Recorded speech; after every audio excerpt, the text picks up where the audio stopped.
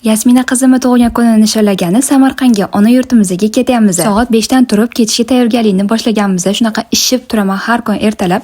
Обязательно laktofit ichmasam bo'lmaydi. Ishlarimni, отеklarimni, ichak shilaklarimni tozalab olishga yordam beradi. Juda ham yaxshi ko'raman shu laktofitni. Hech qachon men uzoq yo'lga borganimda makiyaj umuman qilmasdim, lekin bu safar qildim. Chunki bu tonalka menga juda ham yoqdi qizlarga. Bu BB krem uzoq yo'lga chidamli ekan. Boshqa tonalkalar oqib, yoki yig'ilib qolsa, bu tonalka hech qanaqa yig'ilib ham oqib ham ketmas ekan. Mana shunaqa lyo'qka makiyaj qilib oldim. Voy, qizimni o'zi ham bir amallab turg'izib, kiyimlarini kiyintirib oldim. Menga juda ham qiyin bo'ldi. Uyqusirab shunaqa uxlayman deb yotverdi. SPF-kalarni ham yuzchasiga surtib qo'ydim. Yosh bolalar uchun shunaqa stik formatdagi SPF-kalarimizdan kelgan bemalol xarid qilsangiz bo'ladi. O'zi ham 1 soat kiyinishimizga ketdi. Bir amallab kiyinib, yo'lga ham chiqib oldik. Samarqandga avtobusda ketdik. Yasminaxon juda ham injiqlanadi deb o'ylagandim. Yo'q, qizajonlar.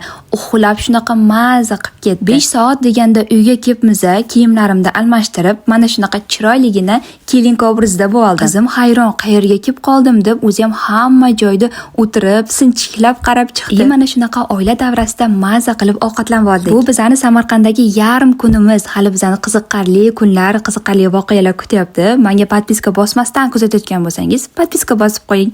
Like bosib qo'ysangiz ham ko'nglim ko'tariladi.